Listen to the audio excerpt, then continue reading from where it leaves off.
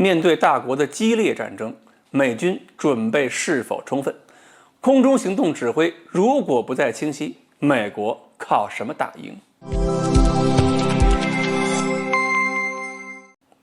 各位网友，大家好，我是刘小飞。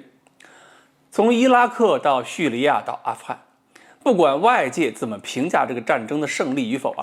美国人在战场上遇到的威胁，总体来讲还算是可控的。我们说美国人从阿富汗撤了军，大伙儿说美国人战败，但是我们具体看除非对手处于绝对优势，但是真正的战场上，即使是面对少量的美军，游击队武装要想一口气把这些小规模美军啃干净，也是很不容易。这里边呢，最主要原因当然是美军依靠自己的空中力量，提供了一个强有力的对地支援火力，而对方呢，由于缺少重火力，也不可能一下子把少量美军啃掉，同时呢，又没有防空火力，美军的空中支援一过来以后，基本上进攻就只能停止，就好像是一群手持长矛冲击机枪阵地的部落武士一样。所以当地的武装跟美军如果干上的话，交换比从来都是不好看的。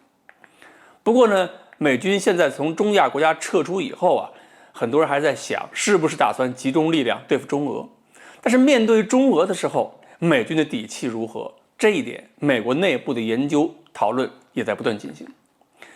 位于华盛顿呢，有一个研究机构叫做新美国安全中心。这个新美国安全中心针对美国在伊拉克还有叙利亚的作战行动进行了个分析，打算呢从这些战斗中寻找美军的弱点，以及面对中俄的时候会遇到哪些困难。他们认为按照美军的习惯，在战斗发起过程中，美国人一般要求有一个72小时的空中任务周期，也就是美军在叙利亚、伊拉克地面部队行动之前呢，72小时之内就要做好一系列的空袭行动，而空袭行动过程中最重要一点就是判断清楚攻击目标。而美国在伊拉克和叙利亚这个72小时的空袭行动之前，光是寻找和研判目标就要花好几天甚至几周。这样在战场情况发生快速变化的情况下呢，这种任务规划方式可能根本就来不及。你想面对伊斯兰国武装的时候，对方基本就没有什么特征很清晰的固定设施，什么机场工厂没有。伊斯兰国主要靠各种车辆混在民间跑来跑去，所以美军情报人员和无人机要想盯死这些车辆，忙死他也忙不过来。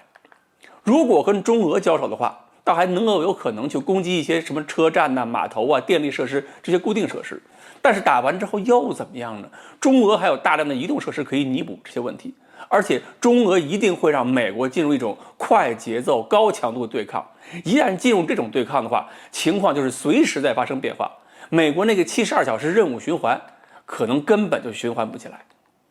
这个中心还认为，美军呢现在在自己拥有制空权的范围内寻找地面、海面移动目标倒也不难，但是在和中国、俄罗斯进行高强度对抗的时候，恐怕中俄就不会允许美国那么轻轻松松的在中俄头顶上去寻找什么移动的车辆之类的目标了。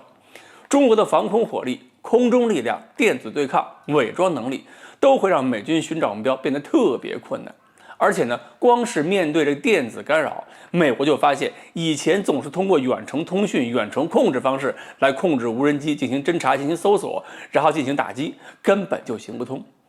所以他们认为美军现在就没有做好准备和中俄这样的大国进行激烈冲突。那么为了做这样的准备，美国人必须有很大的变革，比如说要改变空域划分方式，在每一个空域中，当地的指挥力量就应该有足够的独立作战能力，而军兵这种联合方式也要求转变，地面的炮兵、空中的火力如何配合，现在都有问题。再加上指挥人员判断、响应、决策速度，目前看来也不够，所以这个中心认为，美军的一些指挥官已经丧失了部分的高级技能，现在要通过训练、培训，把这些技能恢复起来，让美军重新能够做快速响应。当然了，我们今天说这么多，不是告诉大家美军如何差，美军如何不行，反而是要提醒一点，美国人这种反思自己弱点、研究对手优势的做法，其实是一个特别好的习惯。俗话说，这是把丑话说在前面，看清对手优势，才能够优化自己。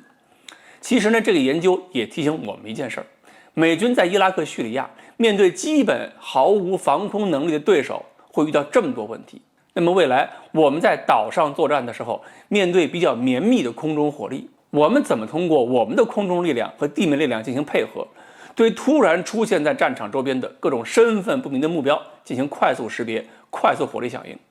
这个呢，也是我们需要立刻明确解决方案的一个重要课题。好，关于美军对自身弱点的一些个判断，对我们有没有什么启发意义？今天呢，就聊到这里，欢迎大家继续关注我们的栏目，我们下期再见。